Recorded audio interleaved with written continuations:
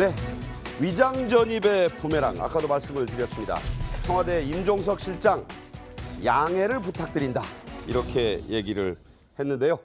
자, 문재인 대통령이 5대 비리다, 이런 비리를 저지른 사람은 공직자로 기용돼서는 안 된다, 이런 얘기를 지난 3월에 그때부터 시작을 했습니다. 그때 얘기 들어보겠습니다.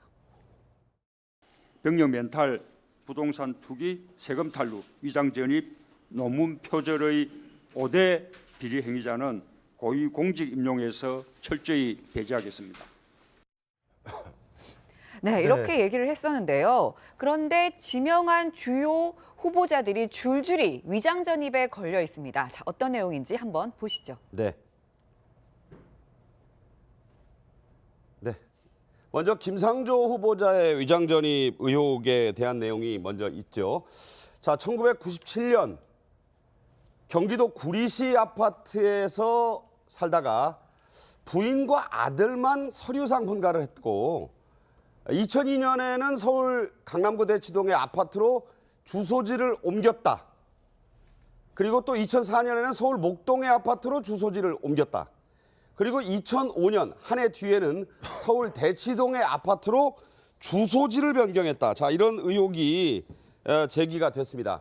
자, 이게요, 이수희 변호사님, 법적으로는 분명히 주민등록법 위반이 되는 거죠? 그렇죠. 이게 자기가 살지도 않으면서 주소를 갖고 있으면 그게 이제 주민등록법 위반인데 뭐 법이야 이거는 뭐 그 큰 벌금 정도. 네. 그리고 실제 저게 처벌되는 경우도 거의 없어요. 이게 이제 그 학군 때문에 그 위장 전입을 하는 경우에 그게 문제가 돼서 요즘 같은 경우에는 중학교 배정하고 이럴 때 실제로 거주하는지를 다 확인을 하고 뭐 그렇게 하거든요. 그게 왜 그러냐면 이게 우리나라에서 제일 중요한 게 그 아이들 교육 아니에요. 그러면은 더 뭐 이제 부모들이 더 많이 이제 뭐라 그럴까요?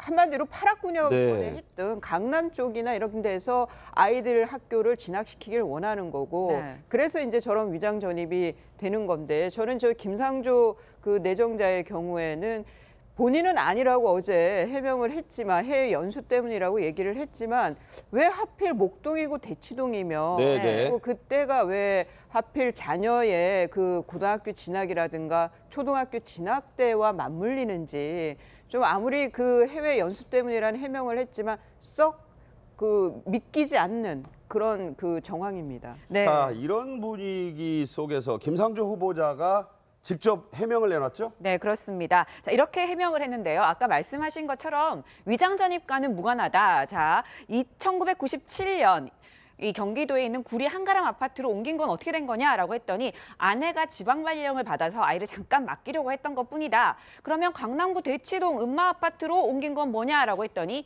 미국에 연수를 가면서 우편물 수령 목적으로 그런 것이다라고 하면서 위장 전입은 아니다. 위장 전입은 맞지만 뭐 그게 뭐 학교나 투기를 위한 것은 아니다. 뭐 이런 식으로 해명을 했어요.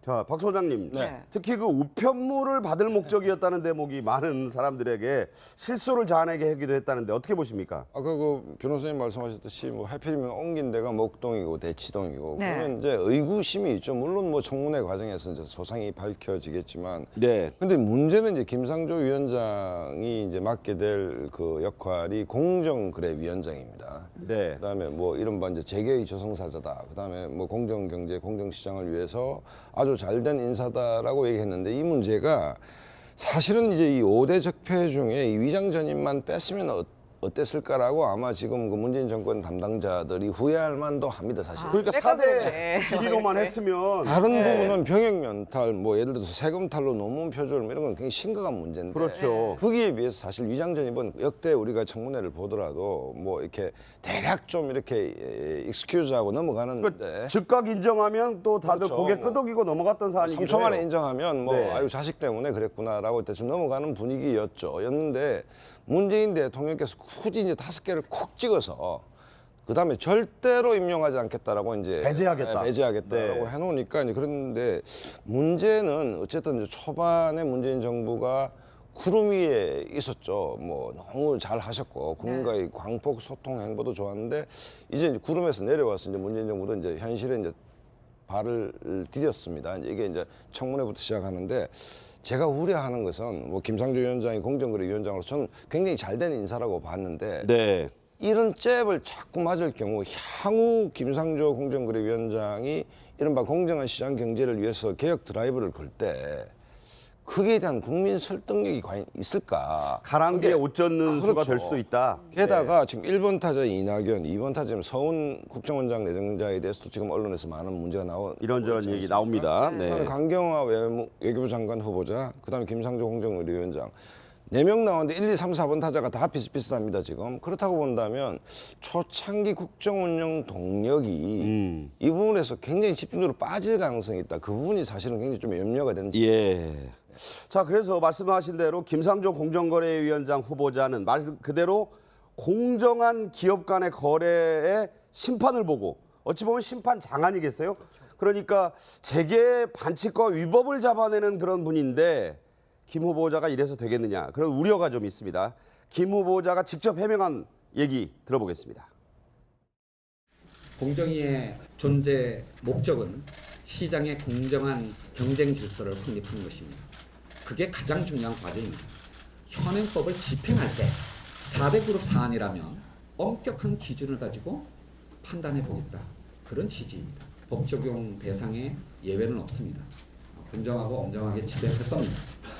변화된 환경에 부응하는 모습을 보여주시기를 기대합니다. 네. 네, 지금 보면 공정하고 엄정하게 법을 집행하겠다, 예외 없다 이렇게 강하게 얘기하고 있는데 이게 얼마나 지금 위장 전입이 이렇게 나온 상황에서 가능할까, 누가 말을 들을까 이런 생각까지 들어요. 물론 이제 뭐 본인의 위장 전입 문제가 아직 네. 진실이 다 밝혀지지 않았기 때문에 그런 걱정을 할 수는 있지만 이제 만약에 뭐 국회 청문회 통과되고 또 뭐 정식으로 발령이 나서 일을 하시게 된다면은 뭐 그 본인의 일이야 그렇게 엄격하게 하시는 게 당연하죠. 네. 그런데 본인의 위장 전입 문제도 본인의 해명이 맞다면 사실은 뭐 크게 문제될 거는 없지 않느냐 이렇게 봅니다. 그런데 본인의 해명이 맞는지 안 맞는지 부분을 이렇게 규명하는 것은 역시 청문회에서 청문위원들이 하실 역할인데 그 중에서도 특별히 야당 의원들이 잘 그걸 규명을 해 주셔야 될 문제고, 실제 이제 지금 이 원 소유를 보면은 목동 현대아파트가 본인의 소유고 본인 거요. 예. 엄마 아파트는 아마 자기가 전세를 들었던 집 같은데 정말로 해외로 그렇게 이제 나갔을 때 같으면은 원 소유인 자기 아파트로 그렇게 우편물이 오도록 바꾸고 가는 게 맞죠. 네. 그래야만 그 자기 세입자에게 부탁을 하고 갈 수 있기 때문에 네. 그래서 진실성 여부에 따라서 조금 달라지겠지만은 뭐 저분이 크게 거짓말을 할 뿐은 아니다 이렇게 보여지고요. 만약에 거짓을 말하면 뭐 청문회에서 금방 털통 나지 않겠습니까? 네. 그러면 더 큰 화가 될 텐데 지금 임시 방편으로 해명하기는 어렵다 이렇게 봅니다. 자, 고영순 교수님의 견해는 어떠세요? 이 파동. 사실 뭐 김상조 교수가 공정거래위원장에 이렇게 지명이 되고 내정이 됐을 때 많은 사람들이 적임자를 뽑았다. 그랬죠. 딱 맞는 사람이다 이렇게 박수를 쳤을 거예요. 그리고 더군다나 시민사회 운동을 오랫동안 하신 분이기 때문에 무슨 특별한 하자가 있겠느냐. 저분은 청문회는 뭐 그냥 순조롭게 프리패스 할 거다. 프리패스 할 거라는 네. 그런 예상을 했었는데 아무래도 그 위장 전입 이 문제가 불거지다 보니까 다른 부처도 아니고 네. 공정거래 소위 반칙과 특권을 없애자는 데가 거기다 휘슬 부는 부서인데. 공정거래위원회 아니겠습니까? 그런 자리를 맡으신 분이 위장 전입이라는 그런 그 반칙이랄까 편법이랄까 이런 부분과 이렇게 연관이 돼 있어 논란을 빚고 있으니까 좀 뭐 문재인 대통령도 그렇고 여권 입장에서는 상당히 곤혹스러울 수밖에 없는데, 사실은 위장 전입은 그동안 뭐 학교 때문에 애들 학교 때문에 위장 전입하는 부분에 대해서는 뭐 그것도 해서는 안 된 일이지만 그렇지만, 양해를 네. 했었죠. 다만 부동산 투기를 위한 위장 전입이 있었지 않습니까? 어디 지역에 땅을 사기 위해서 얼른 주소를 옮겨놓고 네, 뭐 네. 이런 경우는 도덕적으로 이렇게 용납하기 어렵다. 그러나 애들을 좀 잘 가르쳐 보자는 차원에서 그런 것은 좀 양해하는 분위기가 있었는데, 그것도 어떻게 보면은 뭐랄까요, 격차 해소의 가장 핵심적인 게 교육 문제 아닙니까? 네, 네. 돈 많은 사람이 좋은 뭐 학원이라든가 학군, 좋은 네. 학군 이런 데서 이렇게 받고 또 좋은 선생님 뭐 이렇게 모셔가지고 이렇게 과외 받고 하는 것 때문에 많은 국민들이 유화감 내지는 상실감을 느꼈기 때문에 그런 부분에 있어서는 좀 뭐 국민들 입장에서는 좀 당혹스럽고 좀 실망감을 느끼지 않겠나 그렇게 생각합니다. 다만 본인의 해명이 있었기 때문에 또 청와대에서도 죄송하다고 양해를 구했기 때문에 국회 청문회 청문회 과정에서 좀 더 명확하고 사실 규명을 통해서 그런 부분은 좀 가려지면은 또 경우에 따라서는 본인이 어떤 결심을 할 수도 있지 않겠냐 하는 생각이 듭니다. 말씀드린 대로 임종석 청와대 비서실장 부동산 투기 때문은 아니다 이렇게 얘기를 했고 본인도 부인의 지방근무 발령 때문이다 이렇게 해명을 했기 때문에 이 내용은 좀 더 지켜봐야 할 대목인데요. 김상조 위원장 후보자에게는 또 다른 의혹이 또 제기된 게 있습니다. 어떤 겁니까? 네, 바로 지난해 소득이 1억 원이 넘는데요. 보시면 2012년부터 2014년, 15년. 2015년에는 1억 1,258만 원의 그런 소득이 있었는데 정말 특이한 사항이 하나 있습니다. 보시는 것처럼 신용카드 사용액이 0원입니다. 요즘 세상에 이 신용카드 사용액이 0원, 이게 쉽지 않은 거 아닙니까? 그러니까 이제 연말 정산하면서 이런 걸 그 월급 받는 사람들은 다 모아서 이제 신고를 하죠.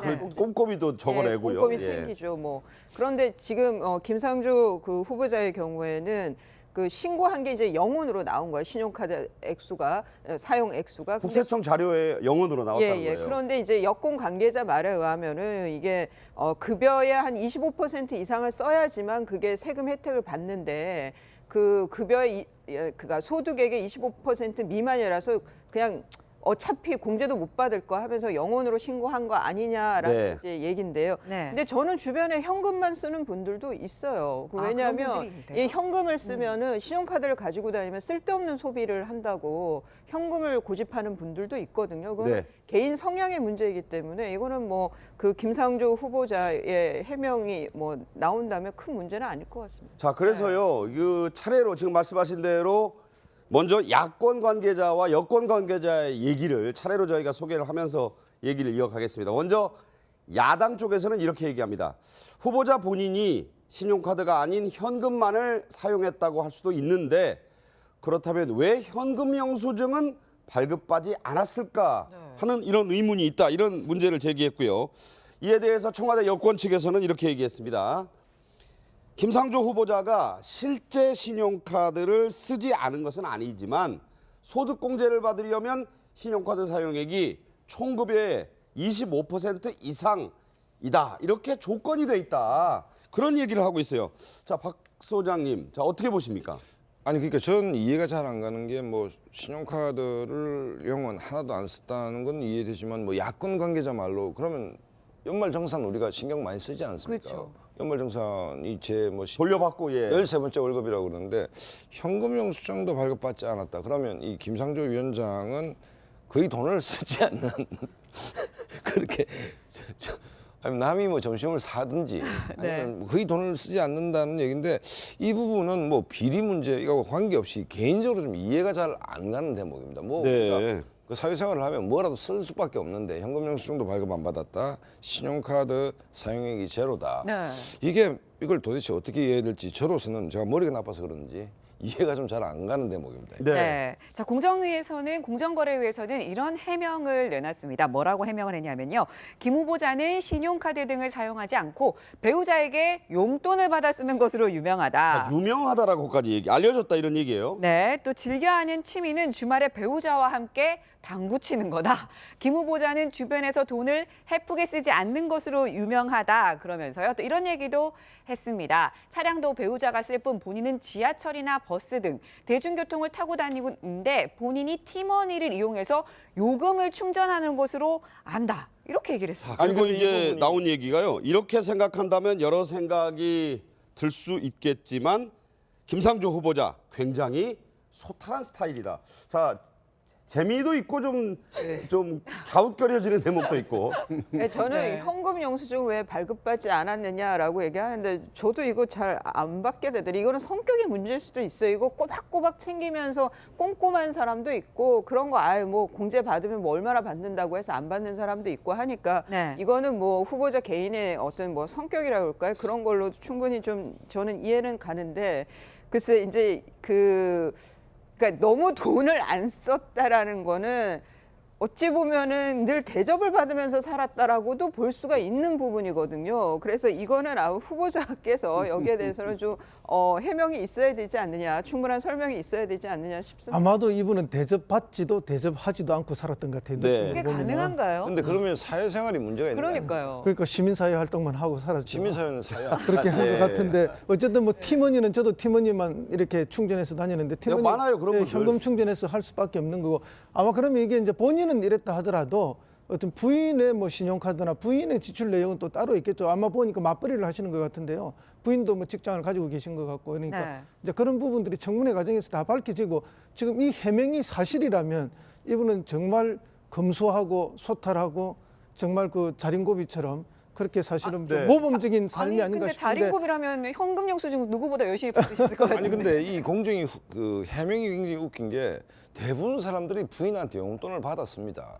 뭐 자기 돈 뭐 큰 사업하지 않은 이상 네, 와이프한테 돈 좀 뭐 돈 10만 원 더 받으려고 아부를 할 수밖에 없는 것이고 부인과 주말에 당구를 친다는 것은 이 해명과 아무 관계가 없는 얘기입니다. 사실은. 자, 그래서 이 예. 공정의 해명이 저는 좀 개거스럽다 이런 생각이 듭니다. 자식 때문에 그랬구나라고 대충 넘어가는 분위기였는데 문재인 대통령께서 굳이 이제 5개를 콕 찍어서 그다음에 절대로 임용하지 않겠다라고 이제 배제하겠다. 배제하겠다라고 네. 해놓으니까 이제 그런데 문제는 어쨌든 이제 초반에 문재인 정부가 구름 위에 있었죠. 뭐 너무 잘 하셨고 국민과의 광폭 소통 행보도 좋았는데 이제 구름에서 내려와서 이제 문재인 정부도 이제 현실에 이제 발을 디뎠습니다. 이게 이제 청문회부터 시작하는데 제가 우려하는 것은 뭐 김상조 위원장이 공정거래위원장으로 저는 굉장히 잘된 인사라고 봤는데 네. 이런 잽을 자꾸 맞을 경우 향후 김상조 공정거래위원장이 이른바 공정한 시장 경제를 위해서 개혁 드라이브를 걸 때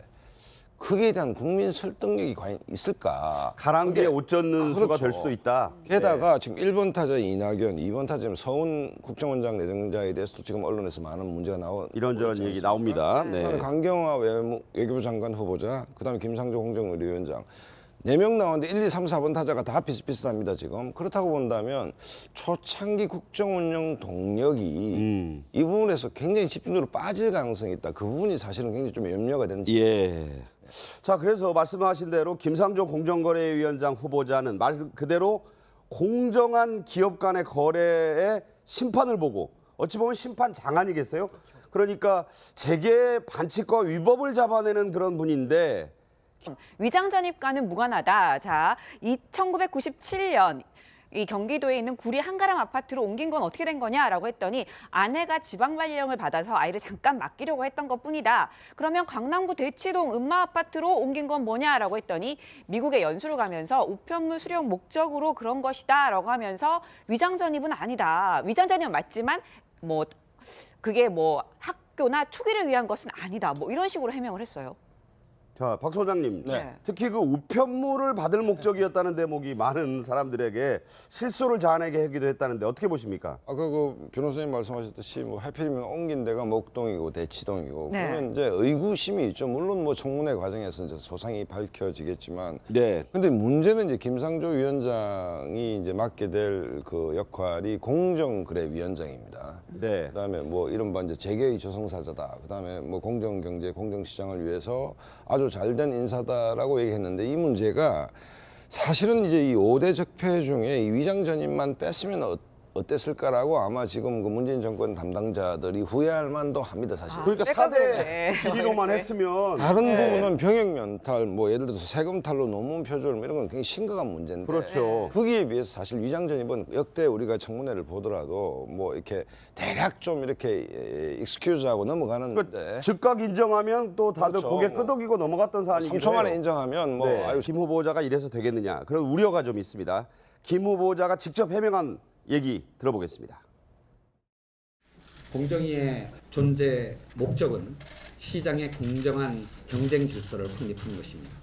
그게 가장 중요한 과제입니다. 현행법을 집행할 때 4대 그룹 사안이라면 엄격한 기준을 가지고 판단해 보겠다. 그런 취지입니다. 법 적용 대상에 예외는 없습니다. 공정하고 엄정하게 집행할 겁니다. 변화된 환경에 부응하는 모습을 보여주시기를 기대합니다. 네. 네, 지금 보면 공정하고 엄정하게 법을 집행하겠다, 예외 없다 이렇게 강하게 얘기하고 있는데 이게 얼마나 지금 위장 전입이 이렇게 나온 상황에서 가능할까, 누가 말을 들을까 이런 생각까지 들어요. 물론 이제 뭐 본인의 위장 전입 문제가 아직 네. 진실이 다 밝혀지지 않았기 때문에 그런 걱정을 할 수는 있지만 이제 만약에 뭐 국회 청문회 통과되고 또 뭐 정식으로 발령이 나서 일을 하시게 된다면은 뭐 그 본인의 일이야 그렇게 엄격하게 하시는 게 당연하죠. 네. 그런데 본인의 위장 전입 문제도 본인의 해명이 맞다면 사실은 뭐 크게 문제될 거는 없지 않느냐 이렇게 봅니다. 그런데 본인의 해명이 맞는지 안 맞는지 부분을 이렇게 규명하는 것은 역시 청문회에서 청문위원들이 하실 역할인데 그 중에서도 특별히 야당 의원들이 잘 그걸 규명을 해 주셔야 될 문제고, 실제 이제 지금 이 원 소유를 보면은 목동 현대아파트가 본인의 소유고 본인 거요. 예. 엄마 아파트. 네, 위장 전입의 부메랑 아까도 말씀을 드렸습니다. 청와대 임종석 실장 양해를 부탁드린다 이렇게 얘기를 했는데요. 자, 문재인 대통령이 5대 비리다, 이런 비리를 저지른 사람은 공직자로 기용돼서는 안 된다, 이런 얘기를 지난 3월에 그때부터 시작을 했습니다. 그때 얘기 들어보겠습니다. 병력 멘탈, 부동산 투기, 세금 탈루, 위장 전입, 논문 표절의 5대 비리 행위자는 고위공직 임용에서 철저히 배제하겠습니다. 네, 이렇게 얘기를 했었는데요. 그런데 지명한 주요 후보자들이 줄줄이 위장 전입에 걸려 있습니다. 자, 어떤 내용인지 한번 보시죠. 네. 네. 먼저 김상조 후보자의 위장 전입 의혹에 대한 내용이 먼저 있죠. 자, 1997년 경기도 구리시 아파트에서 살다가 부인과 아들만 서류상 분가를 했고 2002년에는 서울 강남구 대치동의 아파트로 주소지를 옮겼다. 그리고 또 2004년에는 서울 목동의 아파트로 주소지를 옮겼다. 그리고 2005년 한 해 뒤에는 서울 대치동의 아파트로 주소지를 변경했다. 자, 이런 의혹이 제기가 됐습니다. 자, 이게요, 이수희 변호사님, 법적으로는 분명히 주민등록법 위반이 되는 거죠? 그렇죠. 이게 자기가 살지도 않으면서 주소를 갖고 있으면 그게 이제 주민등록법 위반인데, 뭐 법이야 이거는 뭐 그 큰 벌금 정도. 네. 그리고 실제 저게 처벌되는 경우도 거의 없어요. 이게 이제 그 학군 때문에 네. 그 위장 전입을 하는 경우에 그게 문제가 돼서 요즘 같은 경우에는 중학교 배정하고 이럴 때 실제로 거주하는지를 다 확인을 하고 뭐 그렇게 하거든요.